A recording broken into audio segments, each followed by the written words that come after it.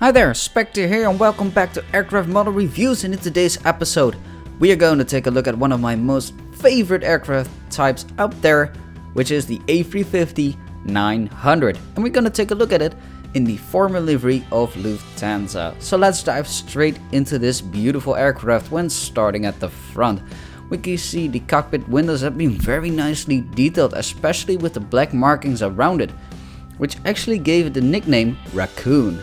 And we also have the window wipers, and just above the cockpit we can see the emergency hatch for the pilots. Moving on to the side, underneath the cockpit we can see the Lufthansa logo, and next to the cockpit we can see the Star Alliance logo, of which Lufthansa is a founding member.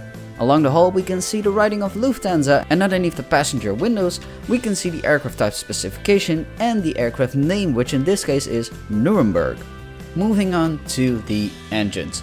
They've been given this dark grey color of the belly, which looks very nice in contrast with the otherwise white fuselage. And when we look at the front of the engines we can see the nice silver leading edge of it, and when we look into the engines we can see the fan blades, which is always an important detail to have. Now moving on to the back side of the engines, it looks very good, and we can also take a look at the main landing gear, which looks a little bit weird, especially with that big spacing between the wheel sets.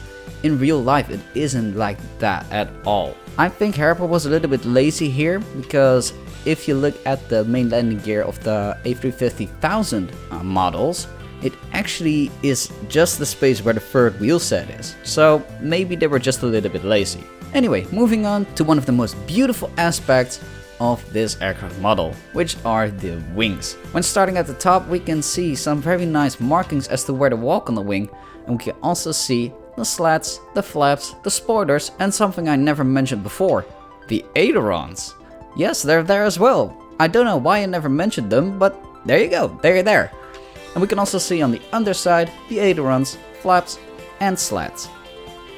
And then looking at a very nice aspect of the wings are the very sexy winglets with that very nice curve. I really love that. I mean, you cannot deny that it's sexy. Come on. And they especially look good with the Lufthansa branding on the outside and on the inside.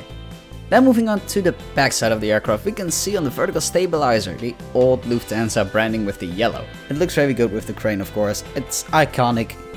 We're gonna miss it. I'm gonna miss it. Maybe you don't, but I will. Let me know in the comments if you agree with me that you're gonna miss it. Then on top of the vertical stabilizer you can see the last two letters of the registration code, and then the full registration code is on the fuselage next to the German flag.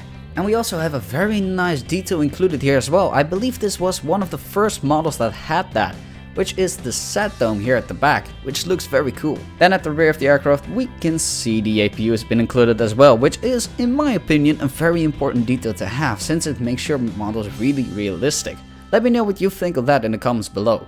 And then on the other side of the aircraft we can see the doors to the cargo compartments here at the back and also here at the front. So there we have it. Do I recommend this one?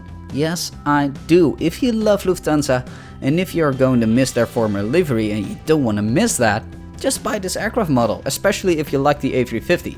So if you like this episode, why not smash that like button? That would be very much appreciated. And if you don't want to miss out on any future reviews or want to watch more of these, why not hit subscribe and get those notifications on so you don't miss out. And by the way, you can also follow me on Facebook to stay up to date with the latest releases, and maybe you get some behind the scenes footage as well. The link will be in the description below. And if you have any feedback, questions, comments, or whatever, you can leave it in the comment section below. And that's it for this time. And thank you very much for watching. This is Spectre signing off, and I see you next time.